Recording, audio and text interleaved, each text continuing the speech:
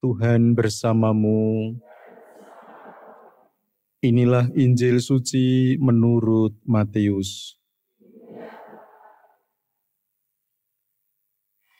Pada suatu hari, Yesus memanggil ke-12 murid-Nya dan memberi mereka kuasa untuk mengusir roh-roh jahat dan melenyapkan segala penyakit serta segala kelemahan.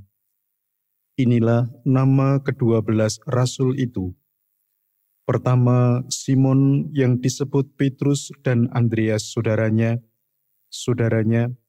Yakobus anak Zebedeus dan Yohanes saudaranya, Filipus dan Bartolomeus, Thomas dan Matius pemungut cukai, Yakobus anak Alfeus dan Tadeus, Simon orang Selot, dan Yudas Iskariot yang mengkhianati Yesus. Ke-12 murid itu diutus oleh Yesus, dan ia berpesan kepada mereka, "Janganlah kalian menyimpang ke jalan bangsa lain, atau masuk ke dalam kota Samaria, melainkan pergilah kepada domba-domba yang hilang dari umat Israel. Pergilah dan wartakanlah, kerajaan surga sudah dekat." Demikianlah sabda Tuhan.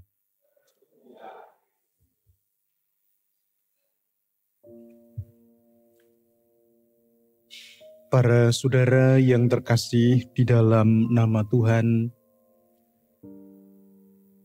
kutipan bacaan Injil menceritakan tentang panggilan atau pilihan atau penetapan ke-12 murid Yesus, yang kemudian mereka diajak oleh Yesus untuk terlibat mewartakan Injil Kerajaan Surga.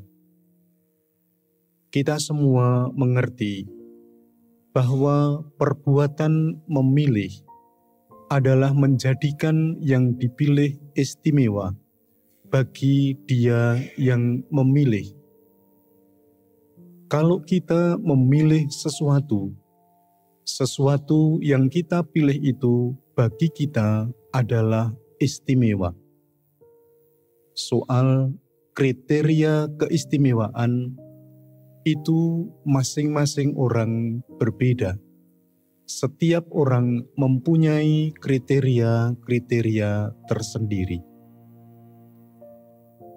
Orang-orang yang kemudian dipilih oleh Yesus untuk menjadi murid-Nya adalah mereka yang telah mengikuti Yesus.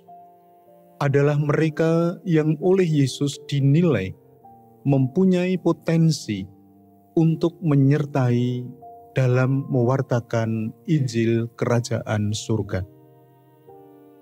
Menarik bahwa mereka setelah dipilih oleh Tuhan Yesus Kristus diberi pesan.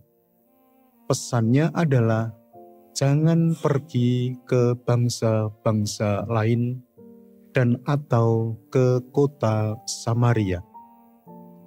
Di balik pesan itu kita bisa menangkap agar mereka di dalam melaksanakan tugas perutusan, mereka mempunyai prioritas.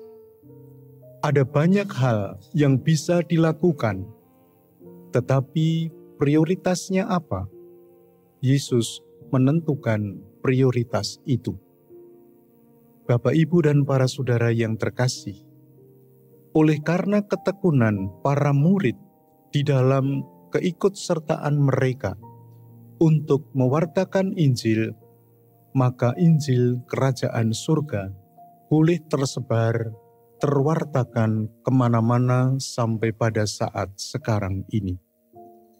Dalam arti tertentu, kita pun adalah orang-orang yang diutus oleh Yesus.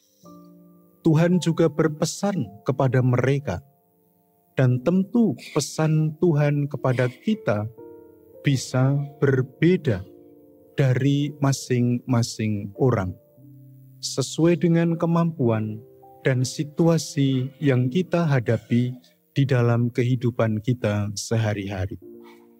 tetapi intinya adalah sama, agar kerajaan surga terwartakan. Kerajaan surga adalah kerajaan Allah. Kerajaan Allah adalah Allah yang meraja.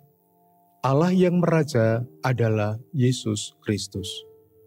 Maka sekali lagi, tugas utama kita adalah ikut serta mewartakan Yesus Kristus. Mewartakan tidak selalu dimengerti sebagai mengajar dengan cara omong, tetapi mewartakan bisa juga dimengerti dengan menghadirkan Yesus yang telah tinggal di dalam diri kita melalui aneka perbuatan yang kita lakukan kepada orang-orang yang kita jumpai.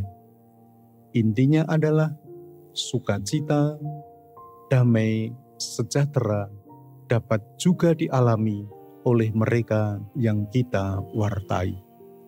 Marilah saudara-saudara, kita mohon berkat dari Tuhan agar kita dimampukan untuk melaksanakan tugas perutusan kita dan senantiasa mensyukuri akan panggilan hidup kita menjadi murid-murid Tuhan.